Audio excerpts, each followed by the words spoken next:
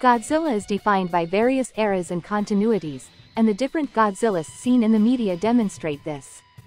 These giant monsters are reflections of their respective time periods. Some are atomic allegories while others are cartoon characters. Every version of Godzilla has something to offer fans looking for kaiju action, and now that the character is 70 years old, his legacy is stronger than ever. In this video we will talk about the most important incarnations of the King of the Monsters in movies, series and comics. Join us to learn more about Godzilla's legacy, and if you remember another version that we do not mention here, feel free to leave it in the comments. Without further ado, let's get started. The original Godzilla, who debuted in the first film in the series, was the kaiju that started it all. The early films solidified Godzilla's powers, his resistance to military weapons, his gigantic size, and his ability to emit atomic breath. Initially, it existed as an allegory for the horrors of atomic testing, which led to the first film's dark and terrifying tone. However, as more monsters were added in the sequels, this tone became weaker. The later Godzilla films in the Showa era were quite over the top and childish. Godzilla's characterization and design changed to reflect this, and his face became rounder and more ridiculous. Likewise, plots involving aliens and mind-controlled kaiju were the norm, especially after the introduction of Godzilla's son, Minilla. In many ways, the infantilization of the protagonist kaiju was done in order to compete with Gamera, a kaiju movie that was being very popular with children. After a decade-long hiatus, Godzilla returned in a film titled, The Return of Godzilla. This was the beginning of the Heisei era, and the only film that was announced as canon was the 1954 original. Godzilla in this period returned to his monster roots, and the first film in particular was based on fears of a war. Nuclear of the time. Numerous classic Toho kaiju also returned, including Rodan and Mothra. The villain King Ghidorah was also reimagined, although his alien origins were removed. This showed a marked difference from the Showa era, in which Godzilla, his allies, and enemies were treated seriously. Because of this, Godzilla remained a major threat in these films and never became a true hero. However, as in the previous series, he had a son in the form of Godzilla Jr., who was essentially an updated version of Minilla. In this new continuity, Godzilla started out as a Godzillasaurus that was mutated by radiation. Ultimately, this radiation kills Godzilla when he experiences a nuclear meltdown in Godzilla vs. Destroya, the last film of the Heisei era. Fortunately, the excess radiation is absorbed by a dying Junior, who mutates to his full power and becomes a new Godzilla. Starting with Godzilla 2000, the Millennium Era was notable for its changing continuity.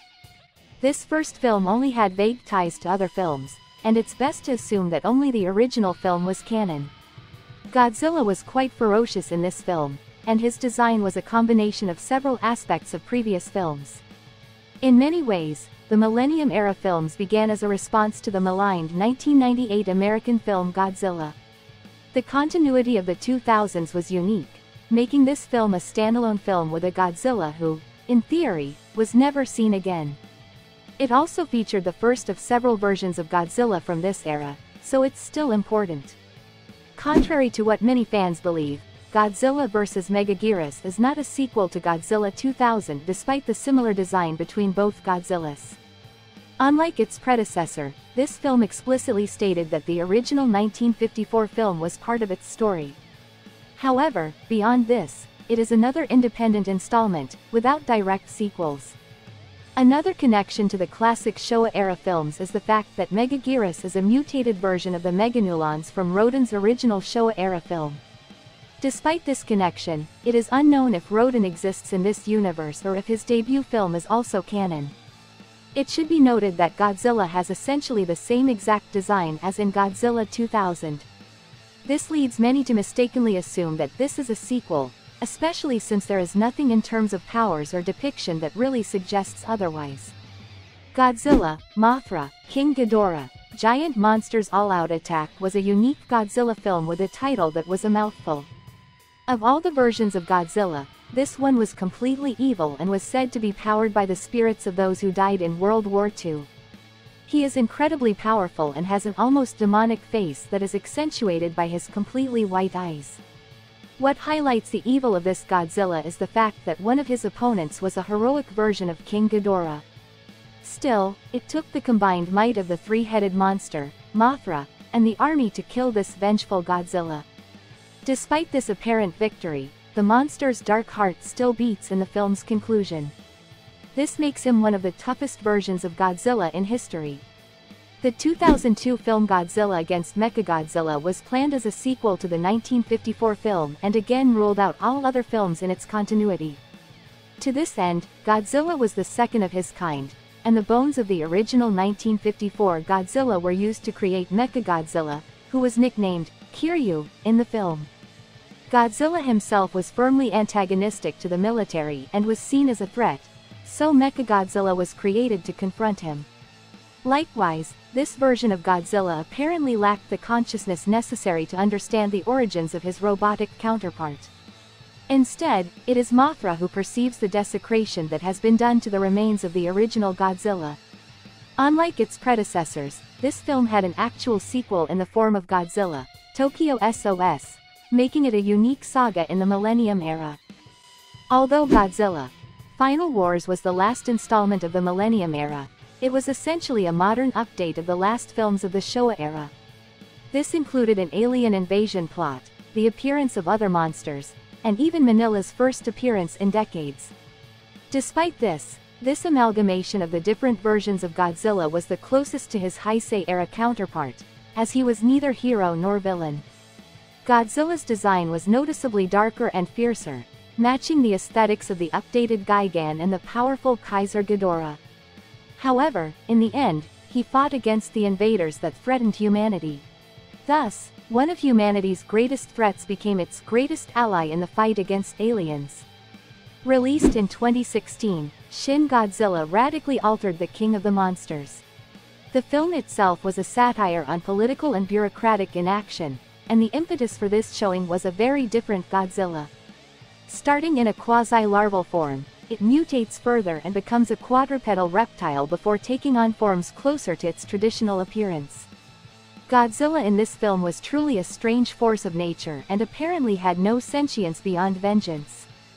This made him even more dangerous, especially once he first activated his atomic breath.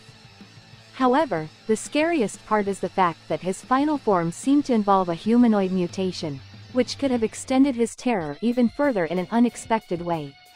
Considered the best Godzilla film yet, Godzilla -1 was, in many ways, a modern version of the original film. Godzilla -1 does not share the screen with any other kaiju, and when he is present, humanity is in imminent danger. Every inch of the creature is shown as deadly, from its powerful tail to its powerful jaws and atomic breath. This version of Godzilla has an amazing healing factor, recovering in seconds from a bomb explosion inside his mouth. Likewise, he is even shown devouring people, and destroying everything in his path indiscriminately. Currently, Godzilla -1 is a huge streaming hit on platforms like Netflix, which shows how much this film itself and the main monster stands out compared to the different versions of Godzilla. Marvel Comics' version of Godzilla, introduced in a comic book series that lasted 2 years, was incredibly powerful. This allowed him to withstand attacks from heroes like Thor. Ironically, it was S.H.I.E.L.D.'s human agents who frequently turned him back. Godzilla was colored to have green skin in the comics, as well as in the American cartoon. This contrasts with his black or gray color scheme in most Toho films. Godzilla's mouth also didn't light up when he used atomic breath. He also has a slightly stockier physique, which was intended to evoke the idea of being played by a man in a suit. Ironically, it was one of the most powerful versions of Godzilla, but with quite a few discrepancies in its history. Godzilla, the original animated series, was one of the most popular adaptations of the character. Although still a powerful threat, Godzilla was treated from a somewhat heroic perspective. To this end, he was frequently summoned by a team of scientists to combat other enemies. As in the Marvel comics, none of these monsters came from the Toho films. The most notable element of the series was the introduction of Godzuki, a little monster who was the nephew of Godzilla and an equivalent of Manila. However, Godzilla was much fiercer than him, as Godzuki was quite friendly towards humans. The most controversial version of Godzilla debuted in Roland Emmerich's 1998 film Godzilla. This monster, which was retroactively nicknamed Zilla as it was not considered worthy of the name Godzilla, was very different from the classic Kaiju. Much weaker and lacking powers such as atomic breath, this giant iguana was only suitable for eating fish. This version was also asexual, or perhaps at least female, since she could lay eggs. These spawns were mostly killed, but the surviving Godzilla became the star of the animated show Godzilla, the series. Stronger than his predecessor, this male spawn notably had classic powers such as atomic breath. Japanese fiction tends to mock this version, with Final Wars having the real Godzilla kill Zilla in seconds. Likewise, Giant Monster's All-Out Attack featured a line clarifying that the monster Americans saw in 1998 wasn't actually Godzilla. Toho decided to enter the world of animated films with a Godzilla trilogy that reimagined the Kaiju as a true force of nature that took control of the Earth. After driving out humanity for several millennia, a space crew returns to Earth to reclaim their world, but they come face to face with the largest Godzilla in history. Although Godzilla did not pay special interest in humans, he was willing to eliminate everything that could be considered a threat to his existence, no matter how insignificant it may be. After concluding the animated films, Toho produced, together with Netflix, the first Godzilla anime titled Godzilla Singular Point. Throughout its episodes, we were presented with the strangest and most difficult to understand version of Godzilla. Here, the kaijus come from another dimension and, therefore, are made of atoms that do not exist in the universe where the plot takes place. This causes Godzilla and the rest of the monsters to be able to break the laws of physics, allowing them to mutate matter, see the future, deactivate gravity and alter the Earth's magnetic fields. It is said that the simple presence of this Godzilla could alter the laws of physics to such a degree that its prolonged presence in this reality could destroy the entire universe.